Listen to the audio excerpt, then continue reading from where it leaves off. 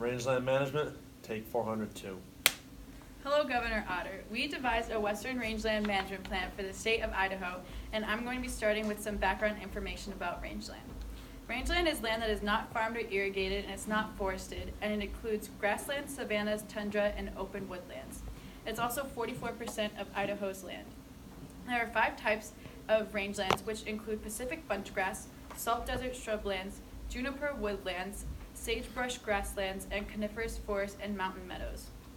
There are many different species that are in rangelands, which include over 1 million cattle, 270,000 sheep, 330,000 deer, 55,000 horses, 3,000 goats, and many more.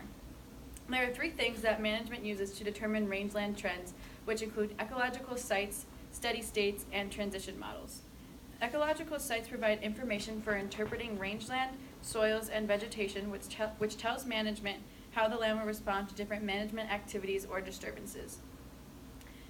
Steady states and transition models, for that there are vegetation types that are called states, and the processes that change states from one to another are called transitions.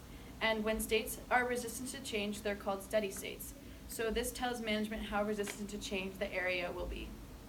In addition, rangelands have great economic importance because the livestock that graze on the rangeland economically support many farmers, and they also provide flood protection, which saves great amounts of money that were to potentially be spent for repairs if a flood would occur. And now we are going to have Jono talk about livestock.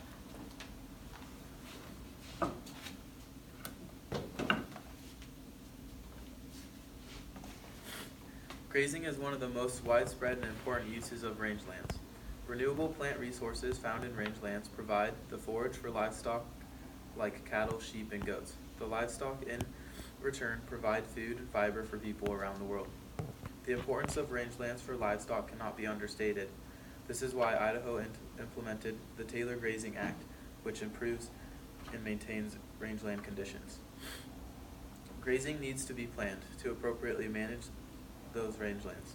To ensure soil to plant to animal resource base stays healthy, livestock must be properly managed. Important factors to regulate are the timing, frequency, and intensity of the grazing livestock. Grazing distribution is a key management tool. One way to do this is fenced-in pastures, which the livestock are switched in between. Thank you, Jono. And now we have Tanner talk about wildlife management. We've seen a decrease in sage-grouse and mule deer populations. Both these species depend on sagebrush rangelands to feed and breed. These areas are being depleted due to cattle grazing. What can we do to make these species thrive in the sagebrush steppes of Idaho? Yes. So with so many species, such as livestock, sagebrush grouse, mule deer, and many others, it's important that all species are taken care of equally and have access to rangelands. The major focus of our management plan is to make sure that all these species have access to the resources that rangelands offer. However, a major industry, the livestock farming industry, relies upon the sagebrush-rich rangelands to feed their cattle, and we want to make sure the industry does not collapse.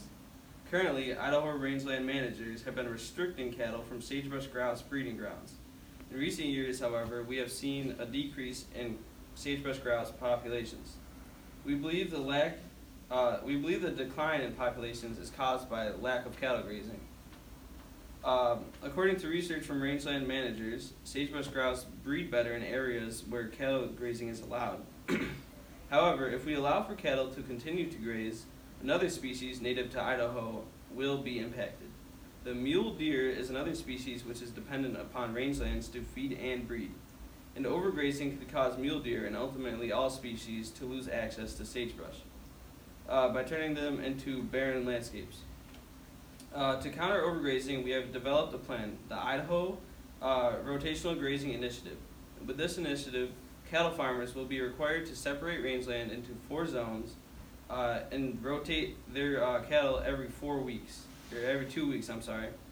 And during the winter months, cattle farmers will be required to rotate their cattle every 1 week because sagebrush does not grow as quickly during the winter. This will allow sagebrush grouse to use the land that cattle graze while leaving enough sagebrush for other species to use. The change to 1 week rotations during winter is in place to allow larger game, such as mule deer, to graze without overgrazing. Rangeland managers will closely monitor grazing and will order $2,500 fines for each acre of land damaged due to overgrazing. We believe that the Idaho Rotational Grazing Initiative will allow all animals to thrive without harming rangelands or the cattle industry, allowing all species of Idaho and the ecosystems to stay intact. Thank you, Tanner. And now we're going to have Nico talk about wildfires. Thank you, Kip.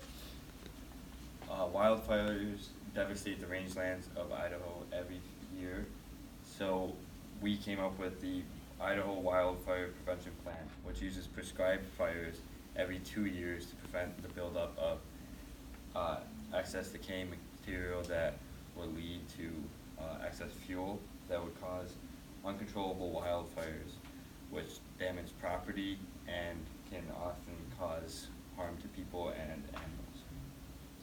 The prescribed burns are man-made and they're much safer and controllable as they are in a contained area and they do not envelop the entire rangeland at once.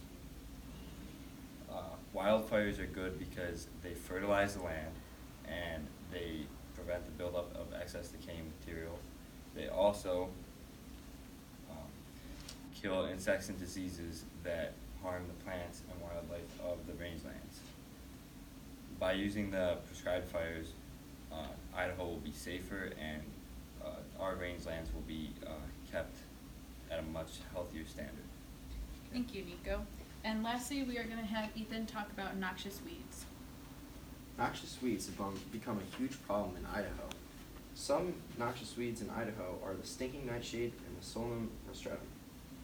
Prevention is key. To prevent this problem from getting any worse, we recommend that heavy equipment is cleaned to remove seeds and burrs from noxious weeds.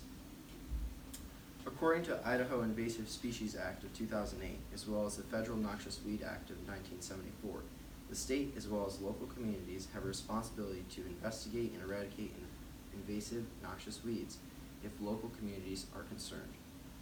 Some eradication methods include mechanical control, which is cutting back and pulling weeds.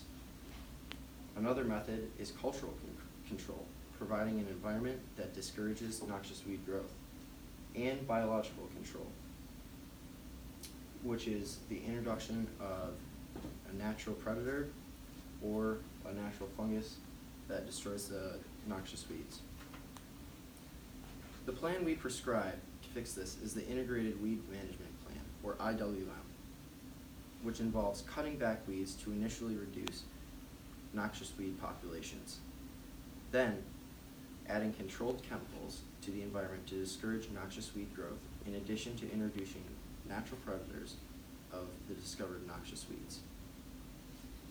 Thank you, Ethan. And in conclusion, we believe that our plan would best benefit all Idaho residents and ecosystems. Thank you.